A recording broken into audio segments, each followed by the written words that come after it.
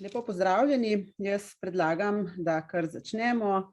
3 minutke smo čez napovedano uro, ampak smo še malce počakali, da se zberemo. Tako da, spoštovane in spoštovani, naj najprej prav lepo vse pozdravim na današnji okrogli mizi z naslovom Intersekcijska diskriminacija v teoriji in praksi, ki organiziramo v okviru dnevov enakosti spolov na Filozofski fakulteti Univerze v Ljubljani. Prav zares je to danes zaključni dogodek dnevov enakosti spolov. Veseli smo, da nam je tudi letos uspelo speljati vse dogodke, kot smo načrtovali. Pred samim začetkom naj opozorim na nekaj tehničnih napotkov. Verjamem, da ste sicer vsi z Zoomom že dobro seznanjeni, ampak vseeno vse udeležence in udeleženke lepo prosim, da med pogovorom imate izključen mikrofon, zato da ne motite diskusijo. Čas za diskusijo in vprašanja bodo ob koncu pogovora in seveda pa vprašanja lahko postavljate tudi tekom pogovora v klepetalnico.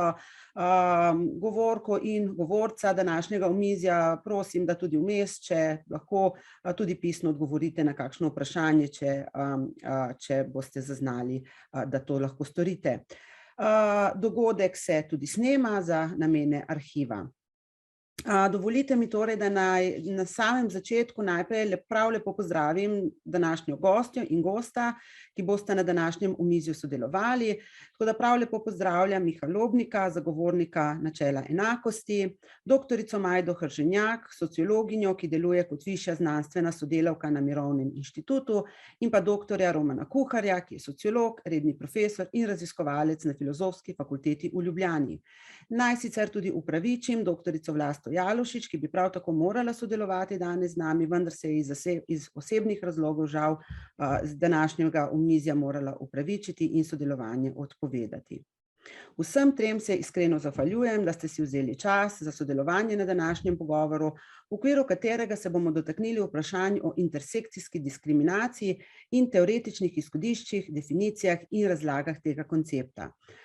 Izhajali bomo iz obstoječih domačih in tudi tujih raziskav na to temo in naslovili razumevanje intersekcijskih kategorij na področju političnega odločanja, njihovega prenosa v prakso in vsakdanje življenje ter možnostih vključevanja intersekcijskih kategorij v pravne akte in socialne politike. Vsem udeleženkam in udeležencem tudi lep pozdrav. Sedaj mi pa, preden predam besedo gosti in gostoma, dovolite nekaj uvodnih besed o temi. Ni potrebno, da obstaja samo ena beseda, ki bi nas vse opisala. Je eden od prepoznavnejših stavkov temnopolte, temnopolteka, vizualnega umetnice, umetnika, Rudi, upam, da izgovarjam prav, Low, ki za pripovedovanje svoje izkušnje kot temnopolta, nebinarna oseba uporablja stripe in ilustracije in v njih načenja diskusije o intersekcionalnosti, skozi katere prikazuje, kako rasizem, spolna identiteta, spolna usmerjenost ustvarjajo medpresečnost diskriminacij. Koncept intersekcionalnosti ni nov, saj če se obrnemo v zgodovino, lahko hitro opazimo, da so prav zares prvi zametki, prve omembe tega pojma najdemo pri zlasti temnopoltih feministkah že konec 19. stoletja, ki so opozarjale o pomenu prepoznavanja kompleksnih neenakosti pri presojanju položajev žensk. Intersekcionalnost ali tudi medpresečnost je namreč koncept, ki opisuje, kako soobstoj več osebnih okoliščin lahko vpliva na povečanje ali zmanjšanje neenakega položaja te osebe v družbeni strukturi, posledično tudi na diskriminacijo. Nobena od teh osebnih okoliščin, ki bi obravnavali posamično, namreč prav zaradi vzajemnega vpliva vseh ne zajame kompleksnosti položaja te osebe, saj le vse skupaj ustvarjajo prav specifično realnost neke osebe. Kljub temu, da je zgodovina prizadevanj za prepoznavanje kompleksnih neenakosti dolga, ter da ne gre za nek nov koncept, pa se zdi, da gre za koncept, ki je še vedno izven feminističnih študij in študij spola v glavnem nepoznan in le redko uporabljen. Zlasti se zdi, da so za koncept slepi snovalci politik in snovalci zakonodaje, ki nam na številnih področjih še vedno ponujajo relativno enodimenzionalne rešitve ali ukrepe, saj praviloma kot dominantno postavijo zgolj eno dimenzijo diskriminacije. Skladno s tem se vežejo tudi vse ponujene rešitve. Tako se še vedno prepogosto, vsaj tako izgleda, srečujemo z enodimenzionalnim uokvirjanjem problemov in posledično enodimenzionalnim, kot rečeno, iskanjem rešitev nanje. Takšen pristop onemogoča seveda snovanje pravičnejših politik, ki bi upoštevale specifične realnosti, znotraj katerih se posameznik ali posameznica znajde prav zaradi medpresečnosti diskriminacij, ki definirajo njegov položaj v družbi. Kaj medpresečnost diskriminacij znotraj družbene realnosti pomeni in kako lahko vpliva na specifičen položaj posameznika, bom preden predam besedo sogovornici in sogovornikoma poskušala prikazati na primeru ženske, ki je bila v Sloveniji izbrisana in kaj pomeni, ko se v intersekciji kategorij in področij domen neenakosti srečajo spol, skrbstveno delo, družina, državljanski status, etničnost in nezaposlenost oziroma dostop do trga dela. Moja sogovornica, s katero sem se pred nekaj leti pogovarjala v zaporu na Igu v okviru osnovanja knjige življenjskih zgodb zaprtih oseb, je v Slovenijo prišla iz Bosne že kot najstnica. V Sloveniji je imela urejeno prebivališče in do rojstva otroka je delala kot tovarniška delavka. Po rojstvu otroka s prirojeno napako jo je partner zapustil in ker ni imela sorodnikov, ki bi lahko pomagali pri skrbi za otroke, je zaradi številnih izostankov iz dela izgubila službo. Preživljala se je s priložnostnimi deli, v 90-ih letih pa se je znašla med izbrisanimi osebami v Sloveniji. V tem času je šla skozi 2 težka nasilna partnerska razmerja, iz katerih se ni mogla rešiti prav zaradi intersekcije diskriminacij, ki jih je zaradi izbrisa doživela. Teža kompleksnih neenakosti, ki jih je doživljala, jo je nevedoč gnala tudi v kriminalna dejanja, zaradi katerih je odslužila 5-letno zaporno kazen na Igu. In sedaj mi dovolite, da njen položaj na kratko opišem z nekaj njenimi besedami, ki smo jih zapisali v knjigi. Po naravi je bil strašno ljubosumen, celo tepel in maltretiral me je. Jaz pa sem bila tudi bolj zadržane sorte in nikoli nisem prosila drugih za pomoč. Preprosto nisem znala najti izhoda iz vsega tega. Pravzaprav sem imela v tistem obdobju zvezane roke. Spoznala sem ga namreč, ko sem bila v Sloveniji ena od izbrisanih. S hčerko, ki je v tistem obdobju obiskovala osnovno šolo, sva bili brez statusa. Kadar me je pretepel, se nisem mogla obrniti na uradne ustanove, saj sem se bala, da me bodo izgnali iz Slovenije. V moji rojstni državi pa je takrat divjala vojna. Oče je delal v drugi državi, mama je bila v prebežništvu. Nisem imela kam. Nikamor se nisem mogla zateči in tako sem ostala z njim in čakala, da se bodo stvari rešile same od sebe. Moje življenje se najbrž ne bi odvilo tako, če bi imela urejene papirje. Vsakič, ko sem se hotela izogniti težavam ali kam odpotovati, nisem mogla nikamor, ker nisem imela dokumentov. Tudi zaposliti se nisem mogla.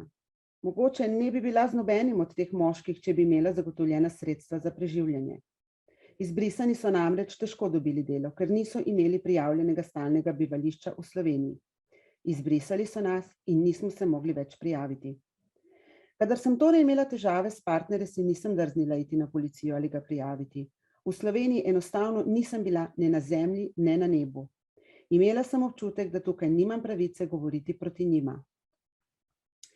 Prijateljice so mi sicer svetovale, naj ju prijavim, ko so videle, kaj moram preživljati. Ampak oba partnerja, ki sta se izživljala nad mano, sta dobro vedela, da nikoli ne bom šla na policijo, ker me je bilo strah, da bi me z otrokom izgnali iz Slovenije.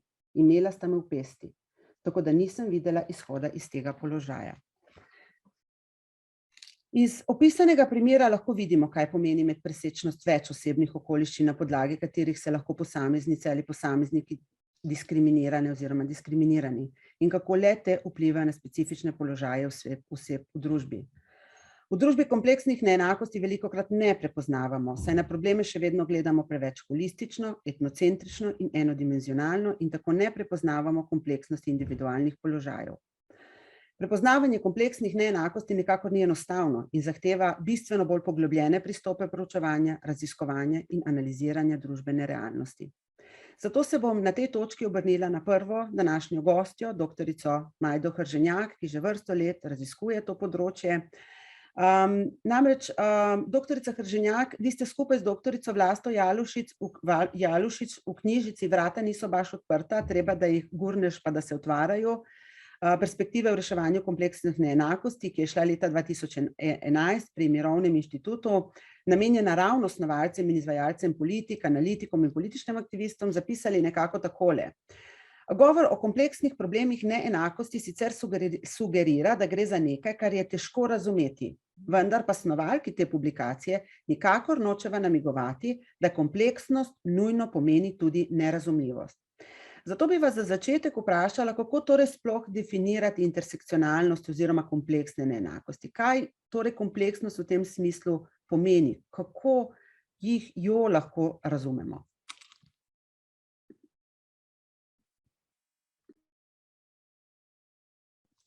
Majda, mikrofon.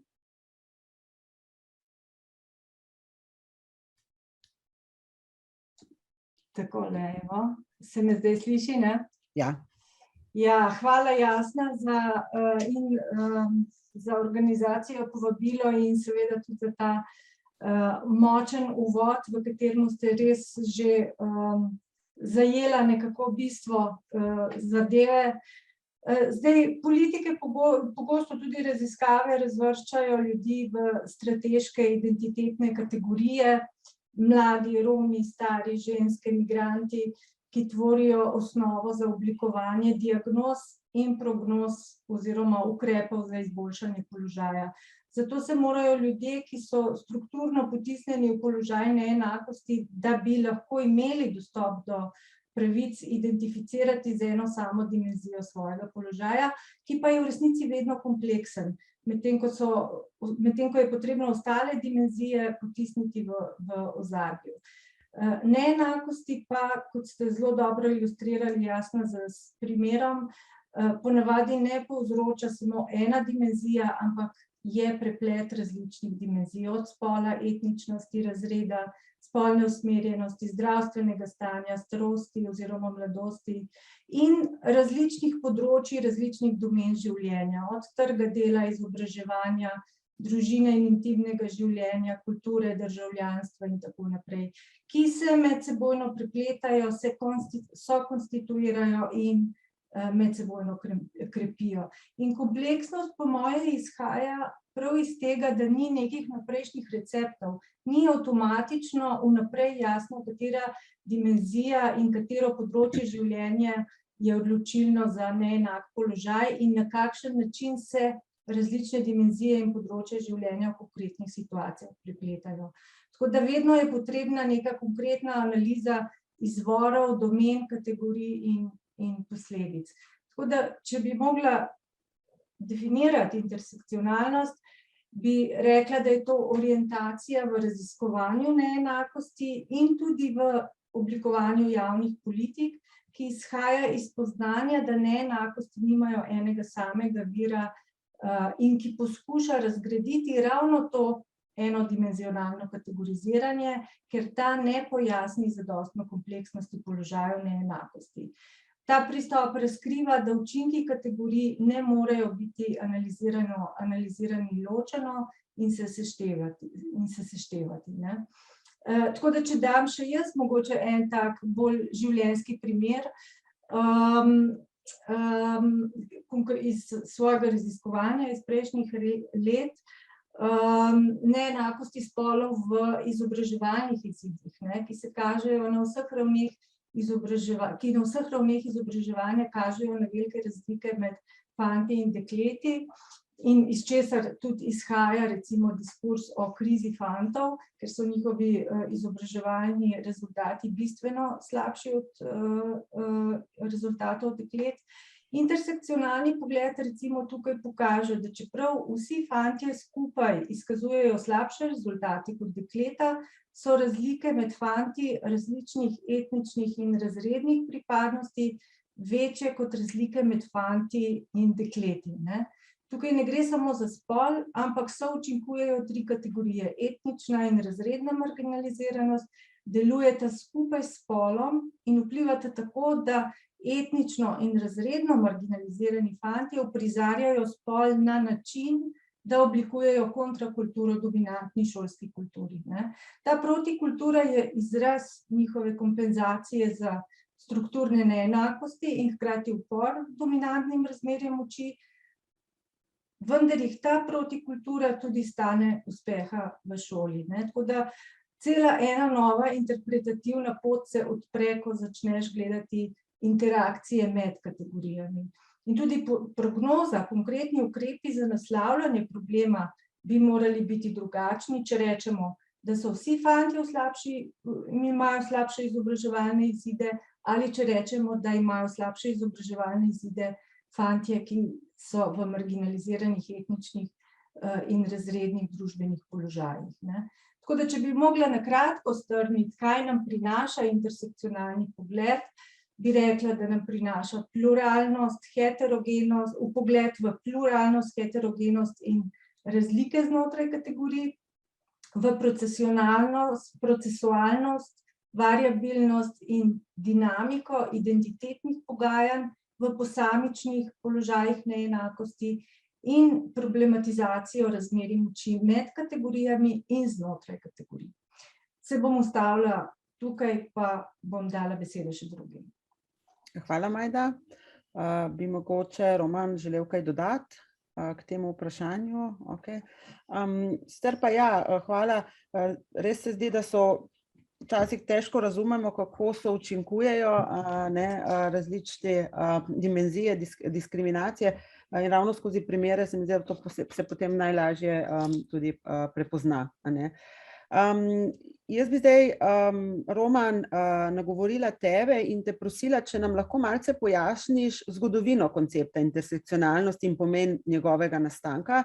Verjetno ni naključje, da je to nekaj, na kar so začele kot prve opozarjati ravno črnske feministke v Združenih državah Amerike, ko so opozorile na pomembno drugačno pozicijo, v katerih so se nahajale glede na privilegirane pozicije belih žensk srednjega razreda. Ja, res je, drži, da so pravzaprav prve razprave o tem, čemur danes rečemo intersekcionalnost, imamo pa v zgodovini različna poimenovanja za tovrstno prečenje oziroma tovrstno perspektivo gledanja, kot je prej omenila Majda, in se z njo strinjam, čeprav v današnjih razpravah potekajo vprašanja, ali je intersekcionalnost oblika teorije, ali je to oblika metodologije, ali je to prizma gledanja in tako naprej. In lahko bi rekli, da je hkrati vse to troje, ali pa mogoče še kaj več. Ampak temnopolte feministke so bile tiste, ki so pravzaprav prve to intersekcionalnost nekako izkusile. Zdaj, ta metafora na svoji lastni koži je pravzaprav zelo boleča zaradi tega, ker gre dejansko za vprašanje barve kože. V njihovem primeru so opozarjale preprosto na to, da ta unificirana podoba žensk, v imenu katerih, torej ta unificirana identiteta, v imenu katere se neka določena politika oblikuje, da ta unificiran pogled spregleda marsikatere pozicije znotraj te skupine, ki so lahko drugačne, izkustveno in drugače pozicionirane, prav zaradi tega, ker gledamo na nek določen problem oziroma na neko določeno vprašanje enodimenzionalno, skozi en sam vidik. Podobno zgodbo so pravzaprav v 70-ih letih doživele tudi lezbične aktivistke, ki recimo so bile nekaj časa pravzaprav pregnane iz ameriških feminističnih organizacij, ki so takrat delovale zaradi tega, ker se je razumelo, da njihova prisotnost pravzaprav na nek način šibi politični boj žensk za enake pravice. Govorilo se je o nekakšni grožnji, ki jo lezbijke predstavljajo, prav zaradi tega, ker se ta intersekcija spola in spolne usmerjenosti ni uspela nasloviti oziroma na nek način misliti. Zdaj, intersekcionalnost oziroma avtorica tega izraza, tega koncepta intersekcionalnost je ameriška profesorica prava Kimberly Crenshaw. njej ponavadi pripisujemo avtorstvo, čeprav tudi tukaj pravzaprav obstajajo različni pogledi in različne avtorice so pravzaprav v nekem istem času pisale o teh vprašanjih, ampak ona je vendarle leta 1989 in 1991 objavila dva zelo odmevna članka, ki sta vpeljala ta koncept intersekcionalnosti tudi v feministično teorijo, zaradi tega, ker pravzaprav vse skupaj se začne v aktivističnih krogih, razmisleki o tem, čemur danes rečemo intersekcionalnost, in se šele kasneje to nekako prenese v teorijo.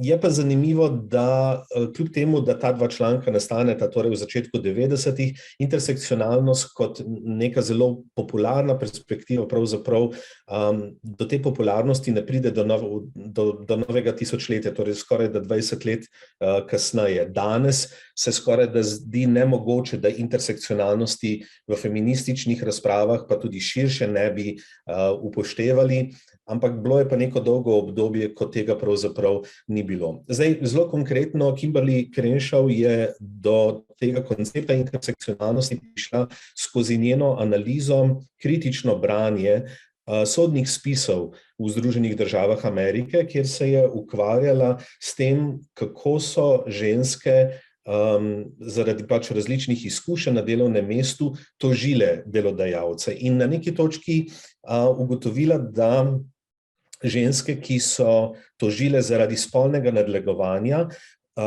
in to so bile belopolte in temnopolte ženske, pravzaprav v osnovi govorijo o zelo podobnih izkušnjah, razen da so temnopolte ženske ob tem opisovanju, kaj se jim je dogajalo na delovnem mestu, vedno opozarjale tudi na neke rasistične elemente. Bile so deležne rasističnih opazk.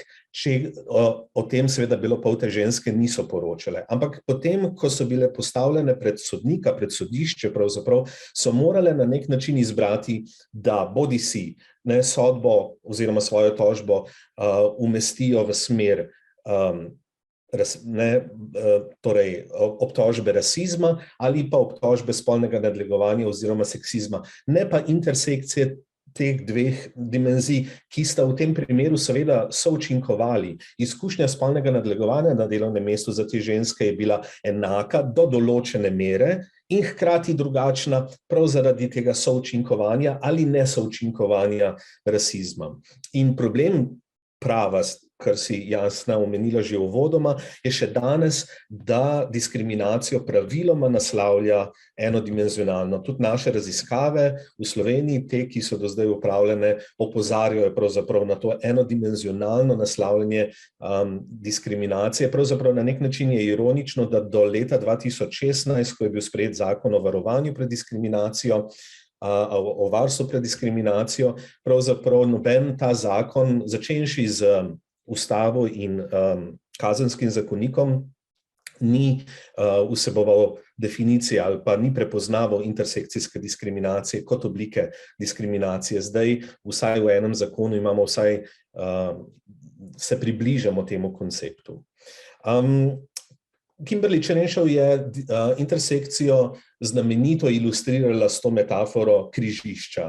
Ona je rekla oziroma zapisala v tem članku, da si intersekcijo lahko predstavljamo kot prometno nesrečo, ki se zgodi na nekem križišču, pri čemer prometno nesrečo lahko povzroči avto, ki je prišel iz leve, avto, ki je prišel iz desne, lahko pa oba, lahko pa seveda še iz kakšnih drugih smeri. Skratka, v tem smislu je ta prometna nesreča tisto, kar je potrebno analizirati, razumeti, ko se ukvarjamo z vprašanjem preseganja diskriminacije, ko se ukvarjamo z vprašanjem oblikovanja politik, ki bodo preprečile bodoče prometne nesreče, če ohranim to metaforo in tako naprej. Loči v tem članku med 3 tipi intersekcij, med strukturno intersekcijo, politično intersekcijo in intersekcijo reprezentacij. Se te stvari so znane, verjetno ni potrebno iti v podrobnosti. Je pa res, da je v teh prvih analizah, intersekcijskih bil v ospredju predvsem trikotnik 3 osebnih okoliščin: spol, rasa in razred. Vse ostale osebne okoliščine na začetku pravzaprav niso bile tematizirane, danes so oziroma se pojavljajo v različnih kombinacijah. In ena teza je, da je danes ta intersekcijski pristop tako popularen, pravzaprav v teoriji tudi zaradi popularnosti poststrukturalističnega pristopa, zaradi tega, ker intersekcija na nek način omogoča dekonstrukcijo teh razmerij moči, dekonstrukcijo neenakosti, ki se pojavlja v družbi.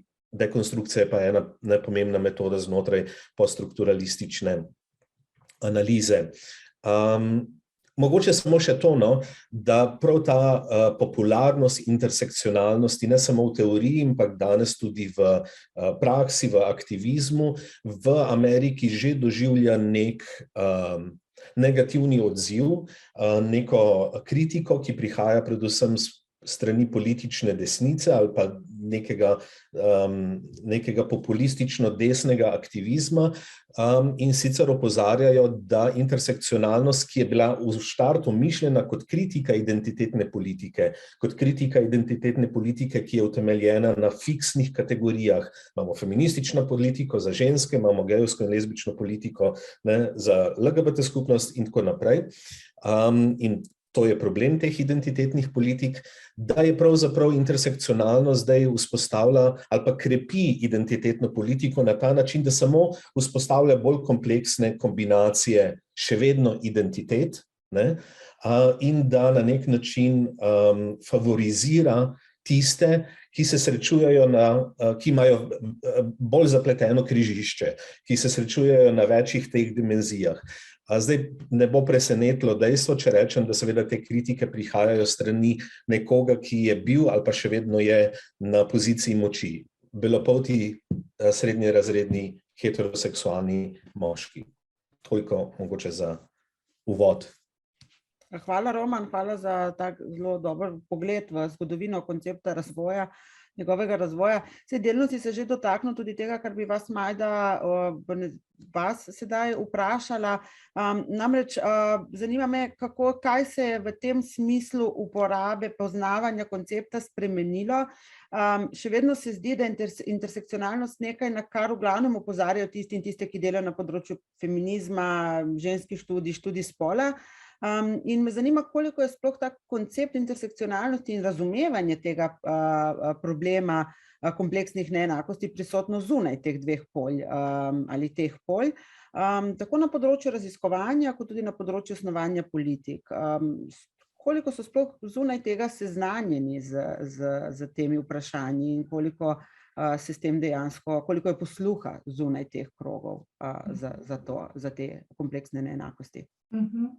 Ja, jaz bi mogoče samo dala še eno, niti ne dopolnilo, niti ne repliko ali pa karkoli, Roman je bil zelo izčrpen, ampak poudarila bi mogoče ta moment, ki se mi zdi zelo zanimiv in pomemben in poučen tudi, da je intersekcionalnost v bistvu na nek način nastajala, se razvijala kot rezultat samorefleksije znotraj feminističnega gibanja.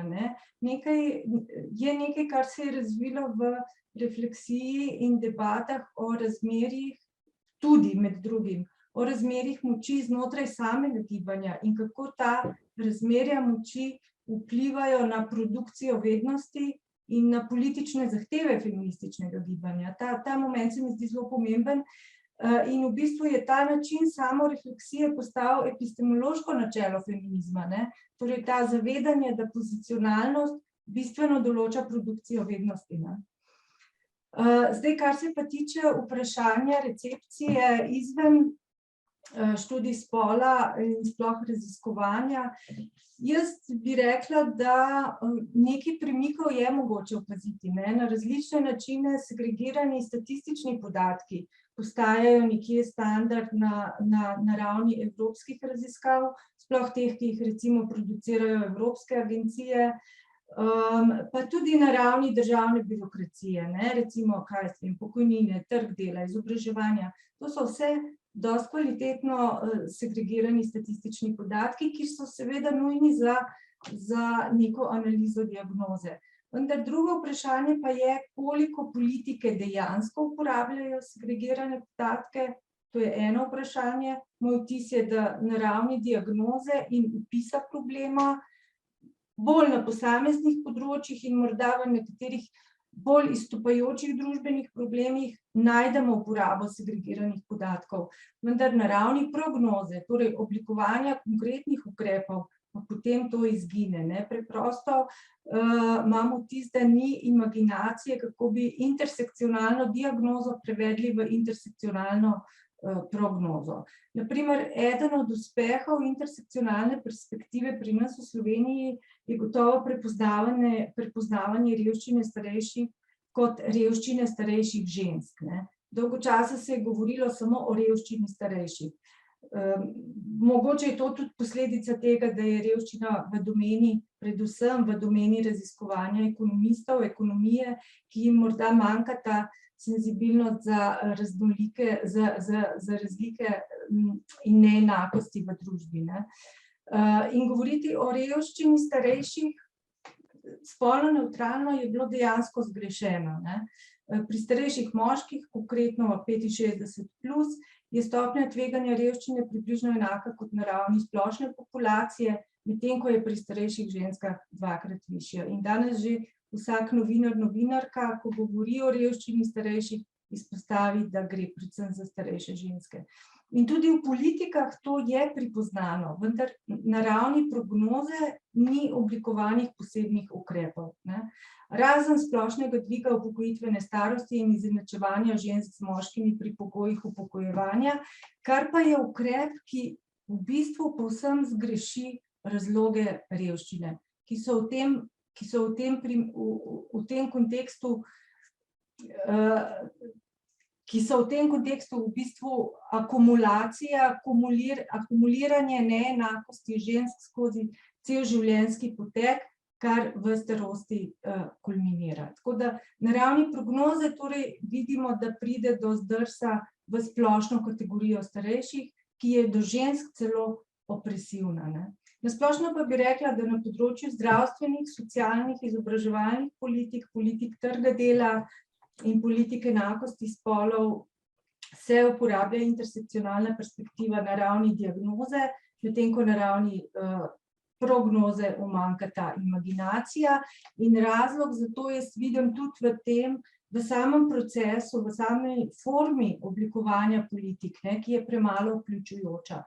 Predvsem v smislu, da ne vključuje vednosti tistih, ki jih politike zadevajo, ne. Se pravi, na neki način bi lahko rekli, da intersekcionalna perspektiva v oblikovanju politik zahteva večjo vključujočnost, večjo participativnost, demokratičnost in na neki način drugačno formo, drugačne postopke oblikovanja politik, ne.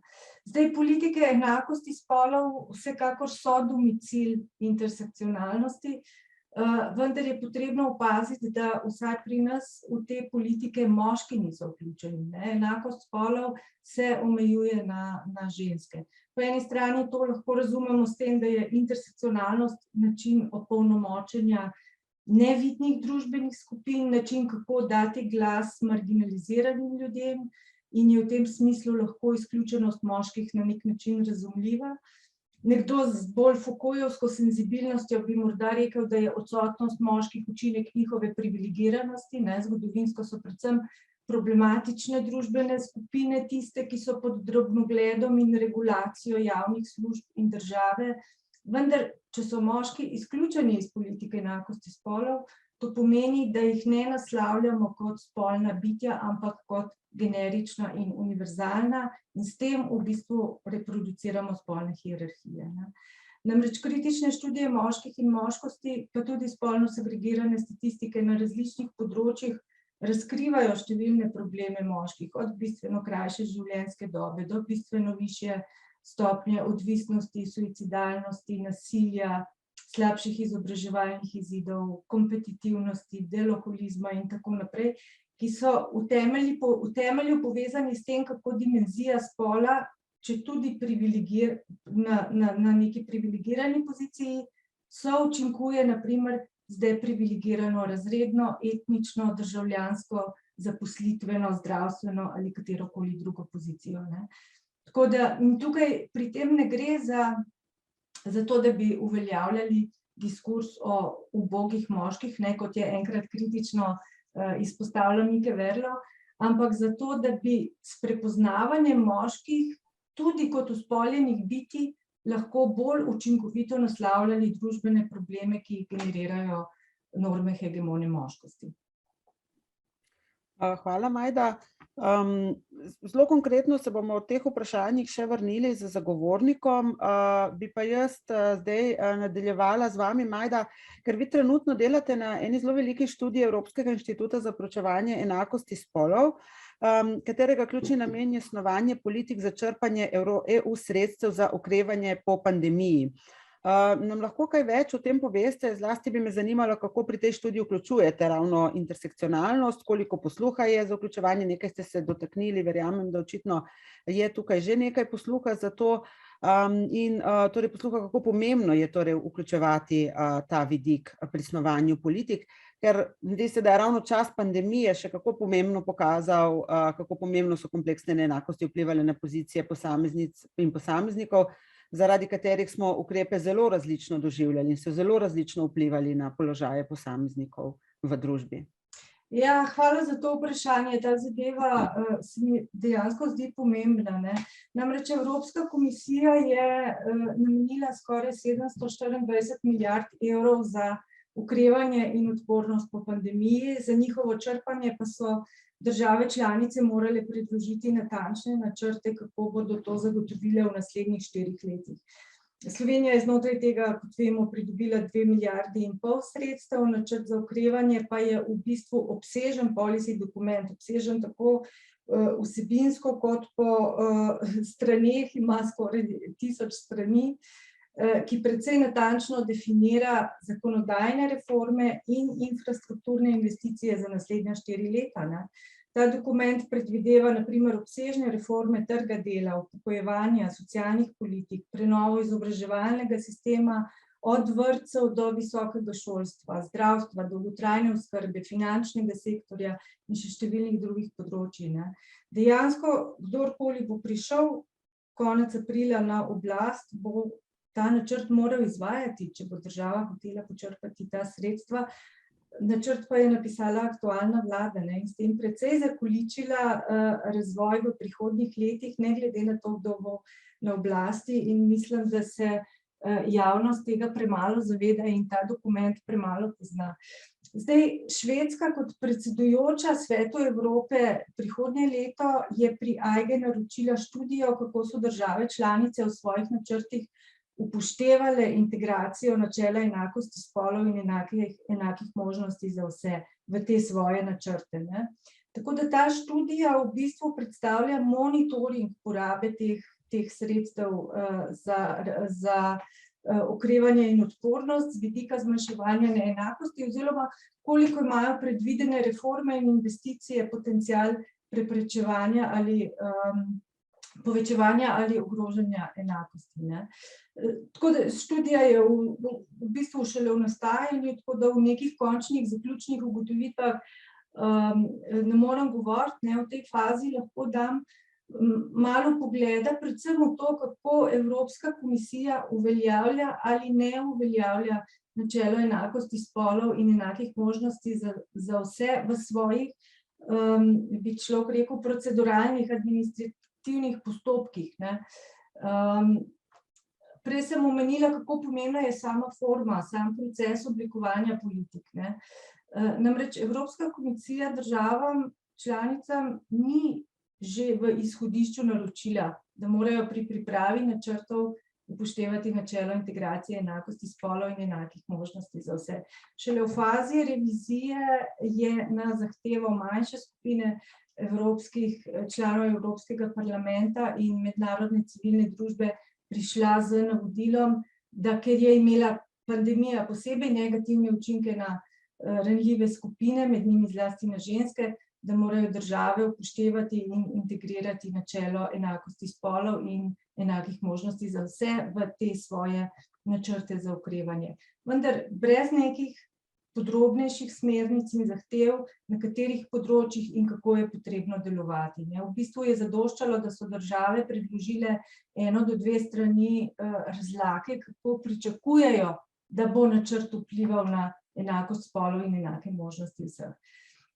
Spolno segregirani podatki ali gender analiza, na primer, ki bi utemeljevali ukrepe, niso bili niti zahtevani, niti predloženi.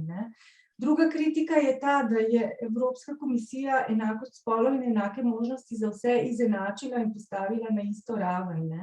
Tako da je državam, ki se, lahko rečemo, upirajo enakosti spolov ali jo nočejo prepoznati kot problem, je s tem dala prosto pot, da so enakost spolov preprosto zaobšli in so zadostili zahtevi Evropske komisije z razlago, kako bo njihov načrt upošteval enake možnosti na podlagi nekih drugih dimenzij, ki se zdijo bolj sprejemljive, kot na primer etničnost, starost, oviranost.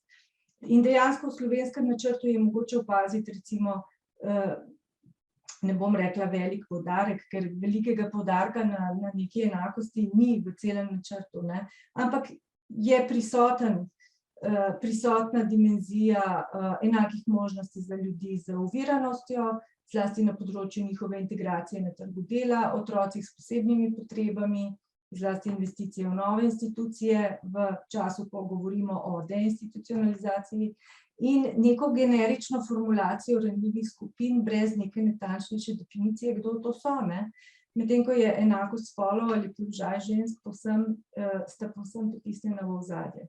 In tudi pri tem, ko govorijo na primer o osebah z oviranostmi, ne vključijo spolno segregiranih podatkov, niti tematik, ki so na tem področju pereče z vidika enakosti spolov, kot so na primer nasilje nad ženskami z oviranostmi, ki terja pač neke posebne mehanizme podpore. Evropska komisija tudi ni razvila in ne zahteva spolno segregiranih indikatorjev za monitoring in evalvacijo izvajanja načrta, razen spomenljivo izjemo, ki kaže na to, kako ozko vidi Evropska komisija enakost spolov. Torej, razen na področju trga dela, kjer bo potrebno predložiti spolno segregirane indikatorje, kot so število z evropskimi sredstvi, sofinanciranih novih zaposlitev, udeležencev v programih aktivne politike zaposlovanja, udeležencev izobraževanja in tako naprej. In dejansko slovenski načrt nekako uspe artikulirati 2 intersekcionalna problema enakosti spolov, ki se tesno nanašata na trg dela. Eden je revščina starejših žensk, ki se naslavlja s podaljševanjem delovne dobe, posebnimi ukrepi, ki bodo omejili možnost predzgodnjega zapuščanja trga dela, in drugi je prekarizacija mladih. Tukaj posebej omenijo dekleta, namreč po številu prekarno zaposlenih mladih žensk smo na 2. mestu v Evropski uniji z subvencijami za delodajalce. Zdaj, gender analiza budžeta je pokazala, da za Slovenijo govorim, da je samo 12% celotnega budžeta namenjenega ukrepom, ki imajo neke potenciale za povečevanje enakosti spolov, pa še tukaj bo samo del sredstev dejansko namenjen temu, kar pomeni, da je vsota bistveno nižja. Večina za enakost spolov relevantnih ukrepov ni novih, ampak gre za neke strukturne reforme, ki so že dolgo bili na politični agendi, kot je na primer reforma zdravstvenega sistema, dolgotrajne oskrbe, spodbude za delodajalce za zagotavljanje varnih delovnih mest za mlade, ki so zdaj bili zapakirani kot ukrepi za odpornost in okrevanje. Tako da večina proračuna je tudi namenjena infrastrukturi za digitalno preoblikovanje izobraževanja, zdravstva in javne uprave in za neke nove stavbe, medtem ko je samo majhen del sredstev namenjen ljudem, njihovim kompetencam, spretnostim ter recimo boljšemu dostopu do trga dela. Na splošno je treba ugotoviti, da načrt za okrevanje v Sloveniji ni bil pripravljen v nekem participativnem in demokratičnem duhu, ki bi vključeval socialne partnerje in civilno družbo temveč v ozkih političnih in birokratskih krogih, zato je tudi področje enakosti in intersekcionalnosti vključeno zgolj kozmetično in samo na zahtevo Evropske komisije. Ajda, hvala za ta zanimiv vpogled. Nič kaj preveč si upam trditi spodbuden glede teh vprašanj. Če bi kdo od mojih sogovornikov želel kaj dodati, pokomentirati že v tej točki na to, kar je Majda povedala, lahko tudi zdaj. Miha? Ja, hvala lepa. Mogoče zato, da ne bom potem prepozno postopil z nekaterimi tudi refleksijami nad kar je bilo že povedano. Torej, prihajam iz inštitucije Zagovornik načela enakosti, ustanovljena z preomenjenim zakonom o varstvu pred diskriminacijo leta 2016, ki je definiral, kaj je diskriminacija zdaj po zakonu. Definiral je, kakšne naloge ima ta specialna inštitucija, kako se v bistvu na različne načine ukvarja z sistemskim delom na področju diskriminacije in preventivo in v bistvu preiskovanjem primerov in ugotavljanjem posameznih primerov, en širok spekter in pa na kakšen način to počne.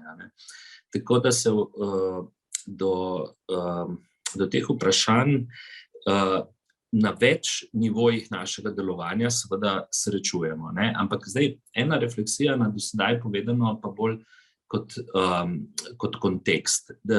Če se morda spomnimo, tudi sprejemanje tega zakona ni nastalo kot rezultat politične volje tega prostora ali pa napora nevladnih organizacij, javnosti, zahteve v tukajšnjem prostoru.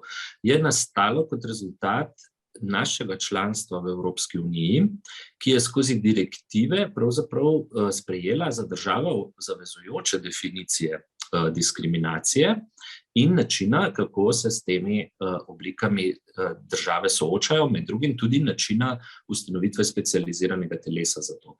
Namreč, to moramo imeti pred očmi, po moje, vsakič, ko se ukvarjamo z kakšnimi strukturnimi aspekti diskriminacije, kadar ugotavljamo, ali se v bistvu učinkovito soočamo.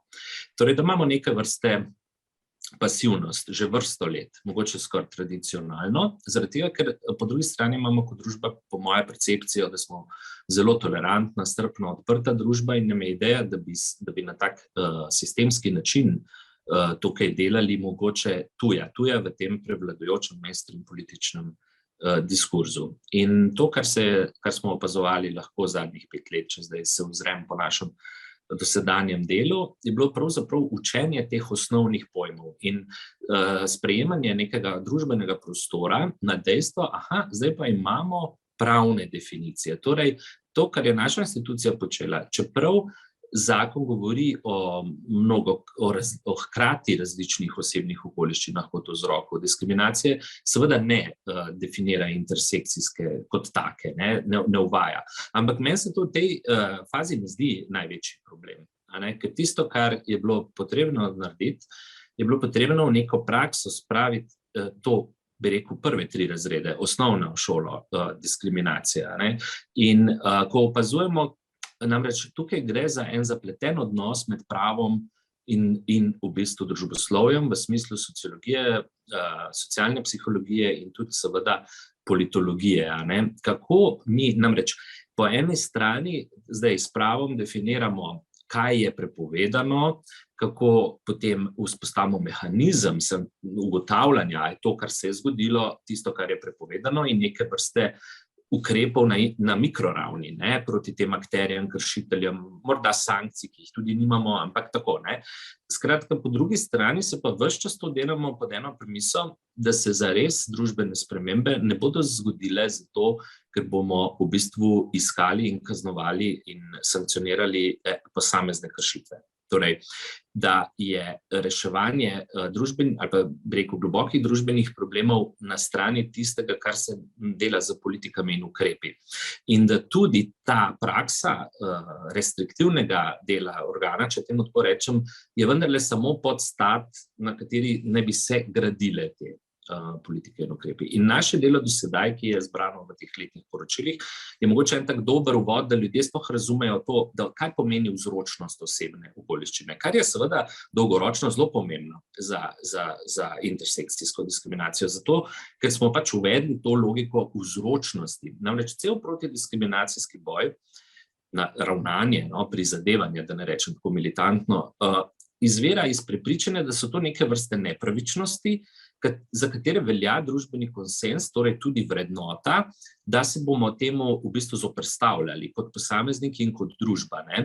In zdaj ta uvedba protidiskriminacijske zakonodaje vendarle malo filtrira, če tako rečemo, pove, da ni vsako zapostavljanje prepovedano po protidiskriminacijski zakonodaji, ampak je prepovedano tisto, katerega vzrok je na primer osebna okoliščina, ta osebna značilnost, ki si jo posameznica ali posameznik ni izbral sam.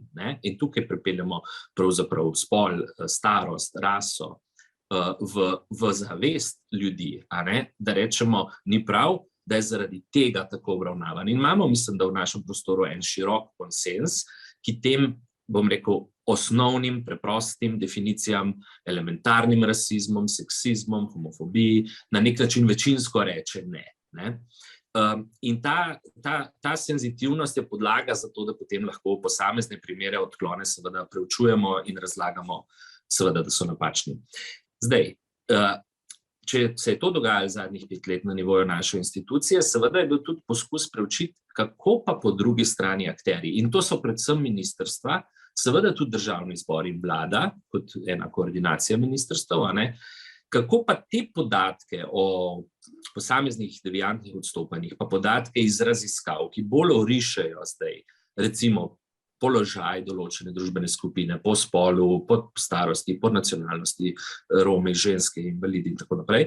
Kako to zvedenje, kot je bilo prej lepo rečeno, iz diagnoze v prognozo, kaj zdaj vemo in kaj naredimo? Zdaj, zakon je dal dobro podlago v smislu, da je uvedel tako imenovane posebne ukrepe. Je pa to zelo taka, bi rekel, evrotehnokratska zadeva zdaj ratala.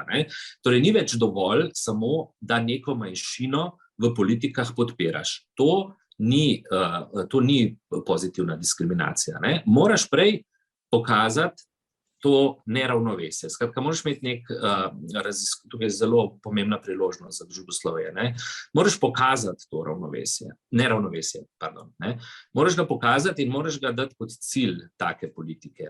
Takrat je to pravzaprav posebni ukrep, kot ga predvideva zakon in ima podlago. In ta cilj moraš omejiti trajanje, ko bo doseženo, da bo recimo ravno brezposelnosti po spolu izenačena, ker je zdaj brezposelnost žensk veliko večja, pol tak ukrep neha.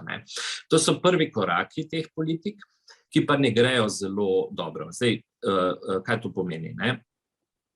Mislim, da ima pač politična elita raje še vedno agende, ki jih lahko zelo dobro v besedi, kjer lahko zelo dobro naslovi določen spekter seveda svoje volilne baze.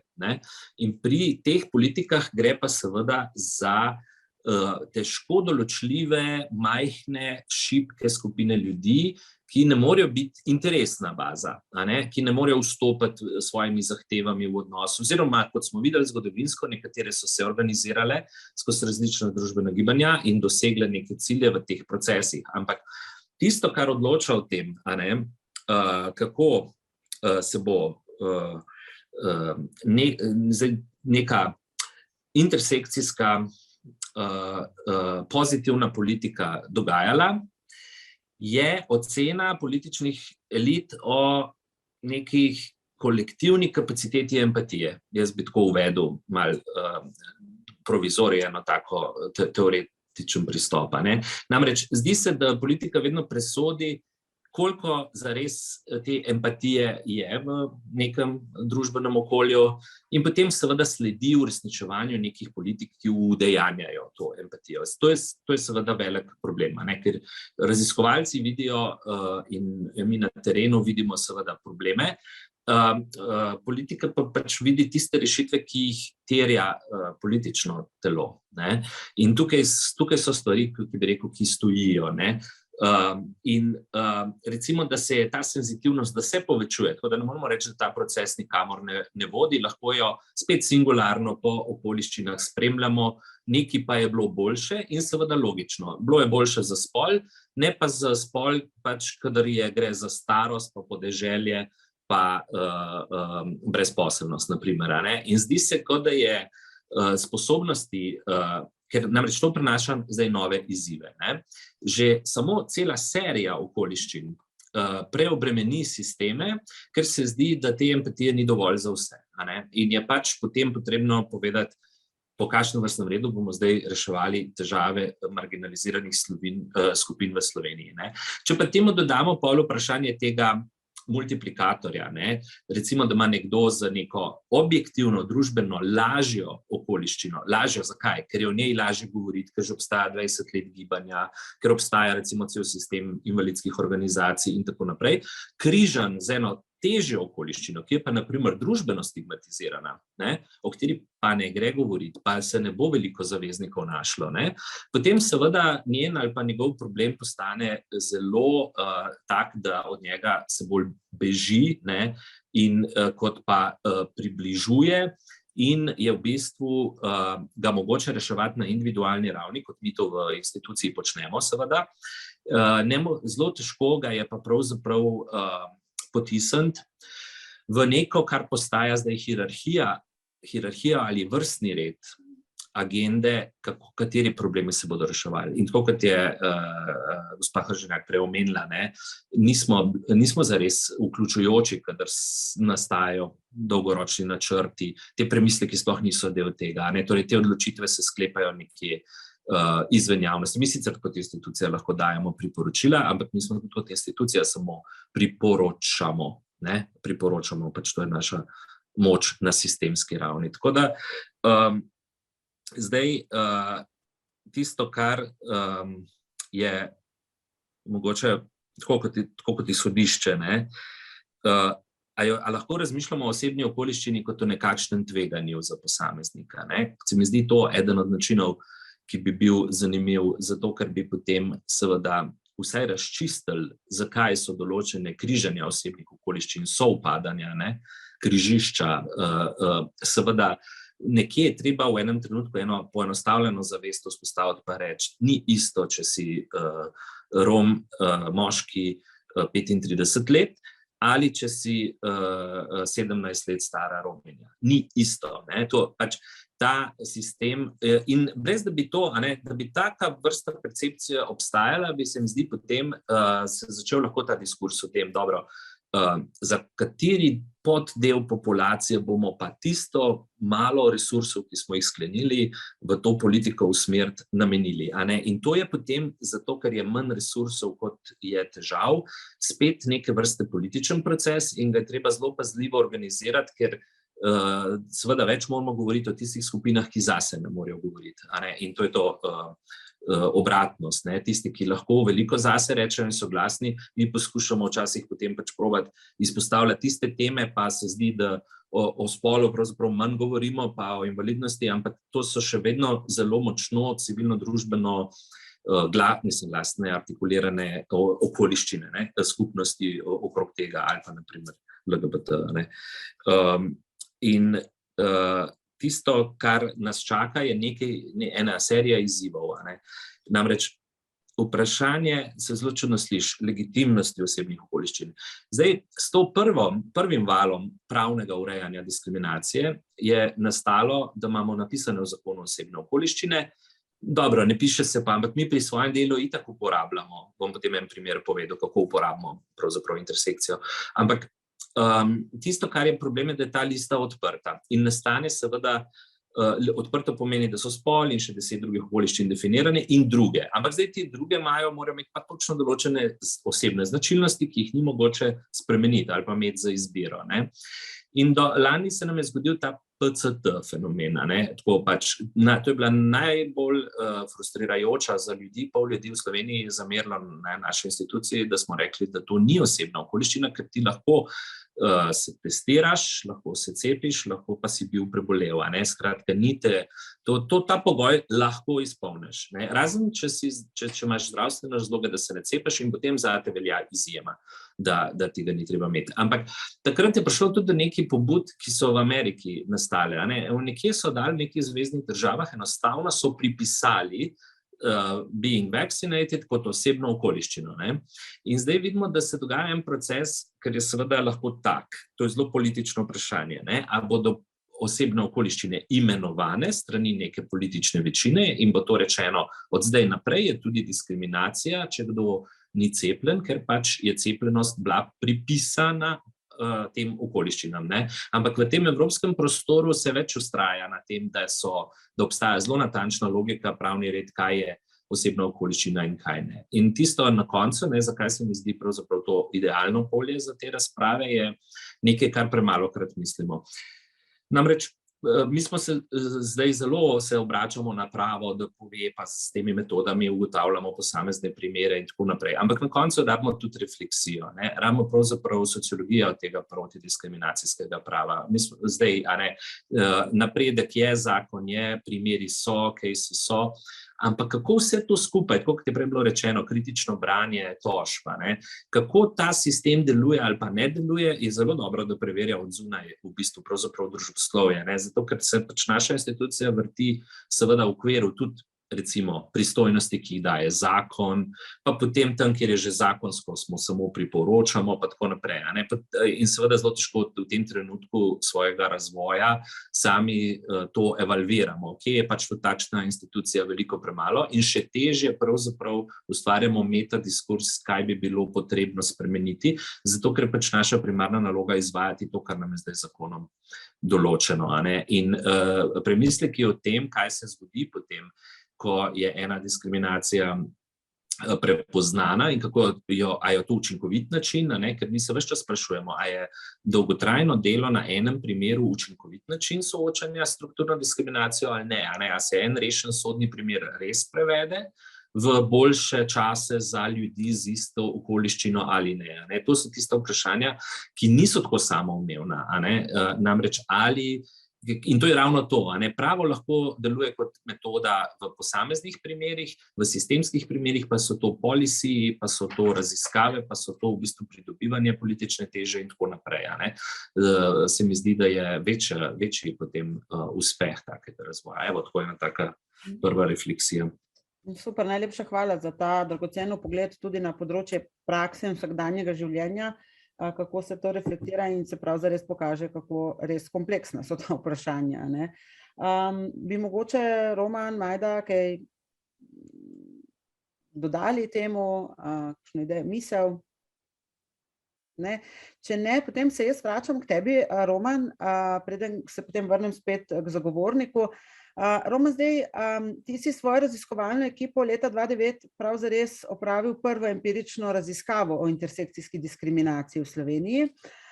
Zdaj, rezultate ste objavili tudi v knjigi za vse tiste, ki bi vas poglobljeno to zanimalo, Na križiščih diskriminacije. Ampak me zanima, na kakšen način ste opravili to raziskavo in kaj pomeni vaša ugotovitev, da se diskriminacija, prav zares to, kar smo sicer se že dotaknili, ampak če nam zdaj še malce bolj pojasniš, prav na tej konkretni raziskavi pojavlja predvsem enodimenzionalno oziroma da pogosto tako razumemo. Ker tudi na področju raziskovanja vidimo, da številna področja so vendarle še vedno relativno slepa za intersekcijo. Ja, res je. Mi smo leta 2009, oziroma mislim, da se je projekt začel leta 2007. Kolegica Neža Kogovšek-Šalamon ga je vodila takrat na Mirovnem inštitutu.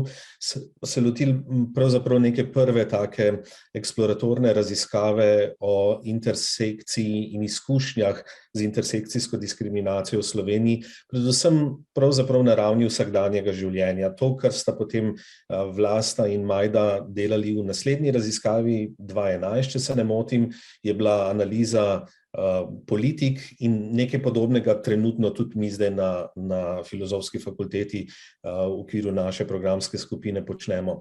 Ampak takrat je bil to projekt ki ga je financirala Evropska komisija, sem pripravil da to lahko na hitro delil, to je pravzaprav ta knjiga oziroma na knjigi je ta plakat, ki je bil ta aktivistični del tega projekta, s katerim smo na nek način želeli opozoriti na te različne osebne okoliščine, ki se lahko prečijo pravzaprav na fizičnem telesu posameznika in zanimalo nas je, kakšne so pravzaprav te izkušnje. In tukaj smo se, mislim, da največ ukvarjali z vprašanjem metodologije, kako to raziskati, na kakšen način raziskovati intersekcijsko diskriminacijo. Prvi problem, na katerega smo naleteli, je, koga vključiti v vzorec. In naredili smo nekaj, kar še danes ne vem, če je bilo z metodološkega vidika pravilno, sprejemljivo, ampak druge poti preprosto nismo našli. V naše intervjuje, mi smo delali intervjuje in fokusne skupine, smo vključili osebe, za katere smo jih od zunaj nekako definirali, da so potencialno na intersekciji. Torej, da se njihove osebne okoliščine take, da se lahko potencialno srečujejo na neki intersekciji. Ampak potem, ko smo delali intervjuje, ko smo se pogovarjali z našimi sogovorniki in sogovornicami, smo ugotovili, da pravzaprav večina diskriminacijo razume enodimenzionalno in tudi svoje osebne okoliščine praviloma hierarhirajo. Torej, ena osebna okoliščina je tista, ki se jim je zdela bolj pomembna, mogoče so jo videli kot tisto osebno okoliščino, ki tudi preliva vse ostale, druge osebne okoliščine, ki smo jih ponovno, mogoče problematično, mi od zunaj definirali, smo rekli, ne, nisi samo ženska, ti si tudi še to in nekaj podobnega, zdaj malo karikiram, ampak hočem samo opisati frustracijo, raziskovalno frustracijo, ki smo jo takrat imeli, kako se lotati raziskovanja intersekcijske diskriminacije, ker namreč, če smo vprašali, ali imate kdaj izkušnjo, ali ste imeli kakšno izkušnjo z intersekcijsko diskriminacijo, seveda je bilo to vprašanje absolutno preveč zapleteno in nejasno. Tako da nismo v tem smislu dobili dobrih odgovorov. Potem pa se je zgodil en tak majhen metodološki preboj, ko smo pravzaprav ugotovili, da je mogoče pa najboljše vprašanje za raziskovanje intersekcijske diskriminacije, da posameznico postavimo v neko hipotetično situacijo. Recimo, in rečemo, ok, kakšno pa bi bilo vaše življenje, če ne bi imeli ene od teh dveh osebnih okoliščin, ali pa ene od katerekoli osebne okoliščine, ki smo jo definirali. Recimo, kakšna bi bila pa vaša izkušnja, recimo, da imamo Roma, ki je gej, če ne bi bili Rom. In potem je v bistvu skozi to naracijo pravzaprav prihajalo na dan en kup najrazličnejših zgodb in tudi zelo konkretnih primerov, kaj se je zgodilo prav skozi neko intersekcijo, torej teh osebnih okoliščin. Ampak kot rečeno, glavnina in večina zgodb, ki smo jih zabeležili v tej raziskavi, je vendarle zgodb po enodimenzionalni diskriminaciji in tudi težko je čist na ravni vsakdanjega življenja biti tako analitičen in reči, bil sem diskriminiran zaradi tega, ampak ta osebna okoliščina pa še dodatno ojačala neko situacijo.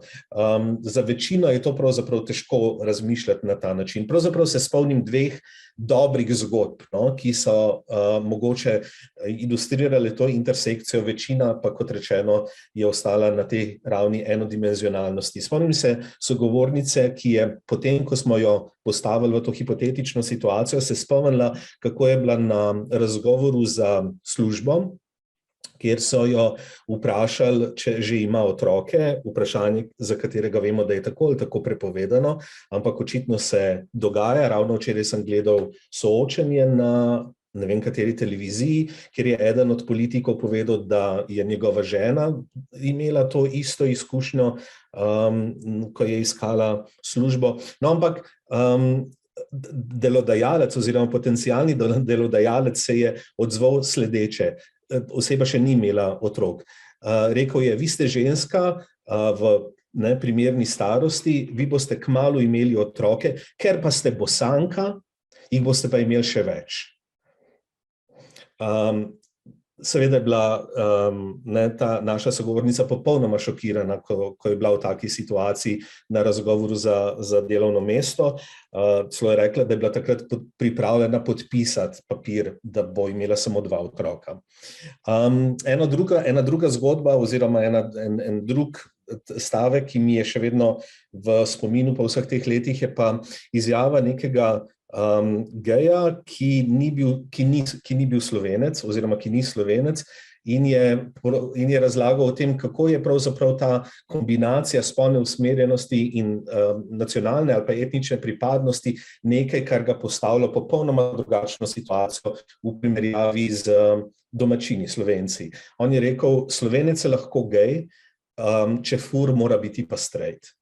In to je to neko križišče, neka ta intersekcija na ravni vsakdanjega življenja, ki smo jo v tej knjigi nekako poskušali zabeležiti, tako da v knjigi so zabeležene te zgodbe, kot rečeno, z bolj strukturnimi vprašanji, pa se ukvarjamo zdaj v tem novem projektu, ki ga pravzaprav bomo kmalu zaključili. Ja, Roman, jaz bi nadaljevala, če nam mogoče zdaj trenutno zaključuješ še en raziskovalni projekt, ki se ukvarja s temi vprašanji, kjer ste, kot si rekel, analizirali politični in z njimi povezan tudi medijski diskurs, na primeru nekaj zakonov, ki so bili v Sloveniji sprejeti v preteklih letih. To je noveliranje zakona o tujcih, razprava o Marakeški deklaraciji, amandmiranje zakona o zakonski zvezi in družinskih razmerjih, noveliranje zakona o verski svobodi in sprejemanje antidiskriminacijske zakonodaje, kot je zakon o varstvu pred diskriminacijo. Kaj tukaj ugotavljate? Do kakšnih zaključkov in ugotovitev ste torej prišli? Ja, da ne bom predolg, zelo na kratko. Mi smo v tem projektu pravzaprav celotno raziskovalno delo razdelili v 3 dele, v 3 metodologije, ki smo jih uporabili in s tem na nek način poskušali slediti tej distinkciji intersekcije v strukturno intersekcijo, politično intersekcijo in intersekcijo reprezentacij. Tako da smo na eni strani v prvem koraku analizirali politične razprave in proces sprejemanja zakonov, ki si jih omenila. V tem delu je bilo analiziranih 72 dokumentov, torej še vse te razprave na odborih in parlamentih. Potem v drugem delu smo se ukvarjali z intersekcijo reprezentacij in nas je zanimalo, kako so bili ti zakoni in ti postopki v parlamentu, kako so ali niso odmevali v medijskih zapisih o teh vprašanjih. Tukaj smo analizirali nekaj skoraj 450 člankov na 4 portalih in strukturno intersekcijo smo naslavljali s fokusnimi skupinami, strokovnjaki in strokovnjakinjami, ki se s temi skupinami, ki jih ti zakoni naslavljajo, tako ali drugače ukvarjajo. Zdaj, seveda smo se spraševali, kako operacionalizirati intersekcijo, kako jo pravzaprav raziskovalno zagrabiti. In operacionalizirali smo jo tako, da smo jo razdelili v 3 tipe intersekcij in to se nam je zdelo, mislim, da je kar dobro delovalo pravzaprav. En tip intersekcije je to prečenje 2 ali več osebnih okoliščin, torej ta najbolj klasična definicija. Potem drug tip intersekcije, na katero smo bili pozorni, je prečenje osebne okoliščine in posameznikovega statusa. Teh intersekcij smo pravzaprav zabeležili kar precej in tukaj je bil status najpogosteje povezan z statusom tujca, statusom migranta, tudi zaposlitveni status, recimo je bil nekaj, kar se je pojavljalo v teh zakonih in razpravah. Zadnja operacionalizacija je bila pa osebna okoliščina plus družbeni kontekst, kjer gre za neke kulturne, politične interpretacije konteksta, nekaj, kar je nekomu pripisano. Radikalni musliman, recimo, smo vzeli kot primer take intersekcije. Zdaj, v 3 stavkih ključne ugotovitve. Zelo se lahko navežem na to, kar je Majda že prej omenila, pa posredno pravzaprav Miha v svoji razlagi, zakaj so stvari take, kot so. Intersekcija je, če rečem z enim stavkom, nekaj, kar je potrebno iskati kot sveti gral, nikjer pravzaprav je ni, zelo v obilju oziroma je ni, ampak v neki pasivni obliki smo jo zabeležili, v pasivni obliki v tem smislu, da je intersekcija vsebovana v samem objektu politike ali pa subjektu politike, ni pa potem aktivno naslovljena skozi politiko. Majda je pregovorila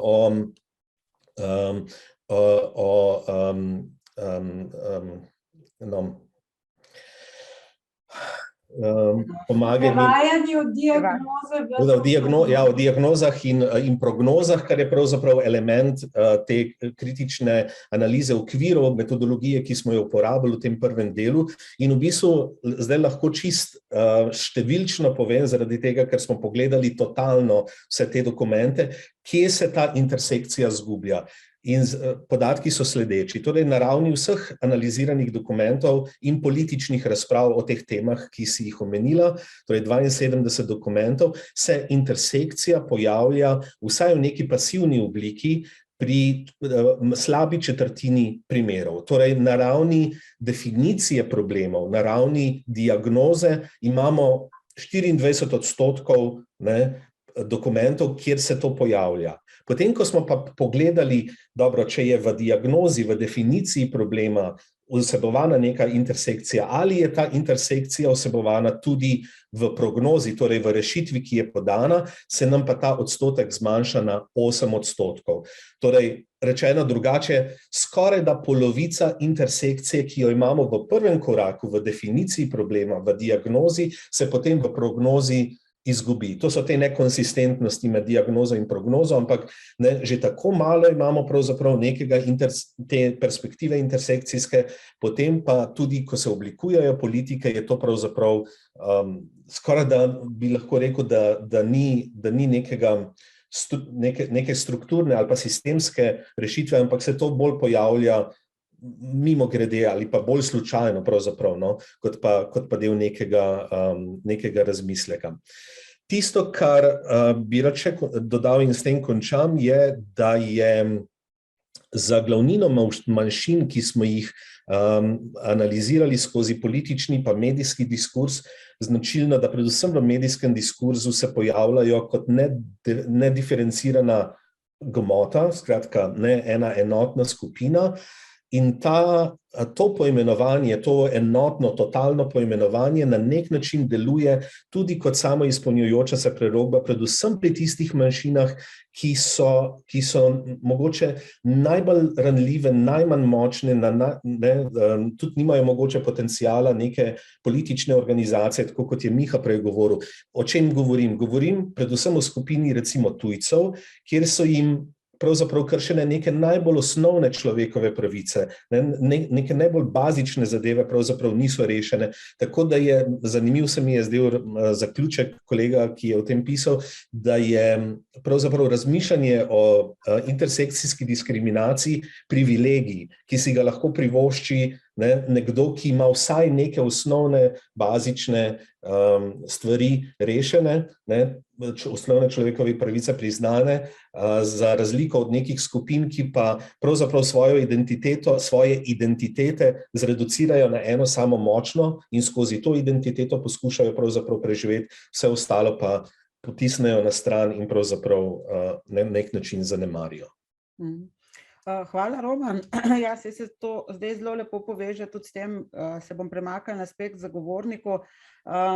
To, ko rečeš, da je razmišljanje o intersekciji privilegij, se zelo pokrije tudi s tem, kar je zagovornik rekel, ko poskušate na vsakodnevnih praksi in primerih opozarjati na to, prav zares naletite na to, da v glavnem ne znamo misliti, ali predvsem tudi politični odločevalci ne znajo misliti in torej teh intersekcijske diskriminacije. Zdaj, deloma ste na moje vprašanje že predhodno odgovorili, pa me vseeno zanima, glede na to, da ste vi tisti institut, ki se res v praksi srečuje s temi vprašanji, če bi izpostavil mogoče kakšne zakonodajne ali politične rešitve, ki so v tem smislu za vas res dobre in vam mogoče tudi pomagajo pri vašem delu in sočasno tiste, ki so najbolj težavne, ki naslavljajo zelo probleme enodimenzionalno in ko se srečate z intersekcijo v praksi, vam onemogočajo prav zares torej nekih pravičnejših rešitev glede teh vprašanj. Mogoče majčkeno predsodka v tem vprašanju samem in že vnaprejšnje vrednotenja, ker pač glede zakonodaje sicer obstajajo zaveze, Agenda 2030 na ravni Združenih narodov, politični dokument, ki velja za Slovenijo, govori o pravnem priznanju prepovedati tako da se pač pojavljajo v našem okolju dokumenti, Evropsko sodišče človekove pravice in tako naprej.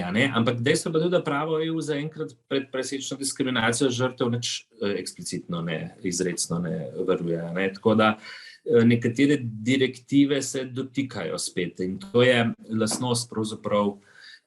Potem imamo pač nek predlog direktive o kazensko-pravnih ukrepih zoper nasilje nad ženskami, recimo. Tako, neki procesi so, ampak neke države imajo seveda v zvezi s tem rešitve. Mi zdaj tako si jih te ne bi vrednotil, ker smo pač v teh letih tudi naučili, da so države v Evropi zelo različna okolja in je zelo spozek teren prenašati to, kar nekje deluje v zakonodajo, ker potem pride do ene vrste odporov, ki jih še ne znamo dobro misliti in se sprejemajo zakoni, pa so tako narejeni, da jih je težko pravzaprav zares prakticirati oziroma da ne zaživijo. Zdaj, mi nimamo seveda presečne diskriminacije v zakonu, imamo pa opozorila odbora Konvencije o odpravi diskriminacije vseh oblik diskriminacije žensk, recimo iz leta 15, pa imamo iz leta 18 odbor Mednarodne konvencije o pravicah invalidov, ki opozarja na te težave, na te manjke. Zdaj, kako smo mi ravnali v svojem teh diskurzih v kontekstu priporočila? Vsaj v dveh konkretnih predlogih, to je bila nacionalna resolucija o enakosti žensk in moških in akcijski program za invalide, smo uvedli predlog, da se v slovenski red torej jasno prepove in uveljavi odgovornost za presečno diskriminacijo. To je bilo oboje podano v lanskem letu. Potem sami uporabljamo pač tak pristop pri spremljanju stanja. Posebej je bil COVID, torej kriza COVID-a in ukrepov za nas priložnost, da smo izpostavljali segmentirane ranljive skupine, to se pravi v tem smislu opredeljene. Tam so se mogoče pojavili zelo dobri primeri. Zakaj dodatek 150 evrov za vse študente absolutno ni smiselna politika, zato ker eni so živeli doma, pa tega dodatka sploh niso potrebovali, drugi pa so že 2 leti eksistirali samostojno in jim je bilo to absolutno premalo za življenje.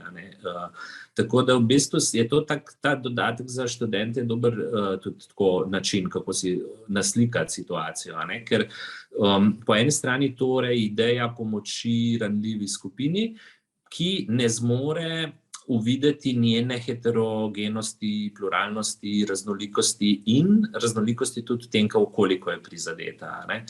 Ta stvar se ponavlja, recimo zdaj je bila digitalizacija in starejši in spet boni.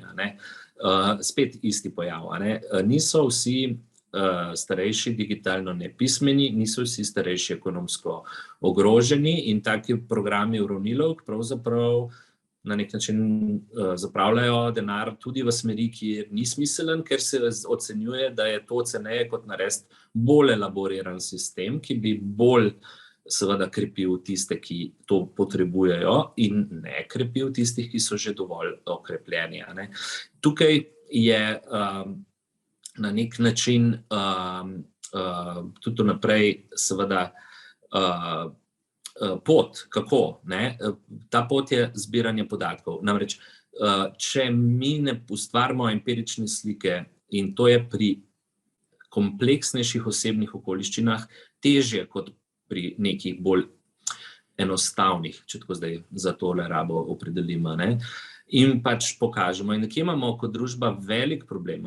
Mi še vedno, in to je zdaj ponavljam že 3. leto, čeprav sem mislil, da bo tako dramatično izrekanje k čemu doprineslo, na nek način zdaj se mi zdi, da je ta vlada tu tudi razume, kaj smo poskušali povedati. Mi ne vemo, koliko Romov konča osnovno šolo. Mi imamo v Sloveniji nek mit, ki pravi, da teh podatkov ne smemo zbirati, ker je to zbiranje o etnični pripadnosti zelo nevarna stvar. In če bomo to začeli zbirati, in ta mit preprečuje, da bi razumeli, da se da te podatke tako zbirati, da se jih zaščiti pred kakršnokoli zlorabo. Mi tako fanatično se branimo nekih učinkov, da v bistvu nič koristnega ne znamo v bistvu potegniti iz enega procesa, ki je spet evropsko veliko pred nami, se imenuje equality data, mi pa temu pravimo zbiranje podatkov o enakih možnostih, enaki obravnavi oziroma o enakopravnosti, ne? Zato, ker tudi equality je lahko tako in tako razumljen. Skratka, zakaj so te podatki ključni? Zakaj je torej zbiranje teh omenjenih podatkov bistveno? Zato, ker tudi za sedanjo zakonsko podlago legitimira potrebo po ukrepih. Ker če mi pokažemo, da romski otroci v nasprotju s splošno populacijo, zgoraj ocena je med 10 in 20%, ampak to je ocena, naredijo osnovno šolo. Potem lahko začnemo izvajati to zakonodajo, ki jo imamo že 5 let, da so popolnoma legitimne politike, ki bodo zastavile cilj, da to se dvigne na 40, 50, 60%, ne? In seveda izenači na koncu.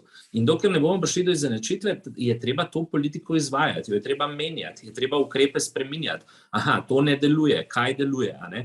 Torej, nekatere družbene probleme bi se dalo malo bolj tudi empirično definirati kot neke vrste cilj, ne? Zato, ker je to dolg boj in je procesen boj in akterji v njem zgubljajo motivacijo, ker rešiš problem, to je pa drug problem, rešiš problem do te meje, potem pa imaš še vedno globje skupine, ki so še tam in imaš občutek, da tega nikoli ni konca in se pojavijo občutki nemoči, neke vrste utrujenost v zvezi s tem, demotiviranost in tako naprej. Ampak če so zastavljeni neki cilji, potem morda bo tudi treba živeti z idejo, da 10 let nismo uspeli za 2% dvigati delež romskih otrok, ki se šolajo.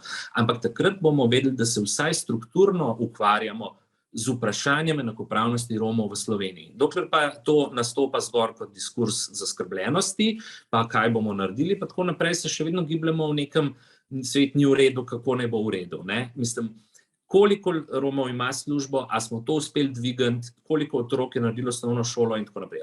Seveda, torej vzpostaviti malo več zavesti o empiričnem spremljanju kompleksnih pojavov, seveda vemo, da gre za zelo kompleksne potem pojave, ampak mogoče manjka ta del v prostoru na vseh ravneh, seveda najbolj tudi na izvršni veji, ker nekako so neke vrste oklevanj. Seveda to so potem zelo očiščena ogledala, ki so potem velik izziv za politiko in oblast, kadar to sliko zelo očiščeš, gre za to, da pač z empirijo se očistijo ogledala in v njih bomo videli, kakšna družba v resnici smo, ampak to se mi zdi eden od pomembnih poti ven, vztrajati na pridobivanju podatkov tudi tam, kjer so se postavile neke iracionalne ovire, da se teh podatkov ne zbira.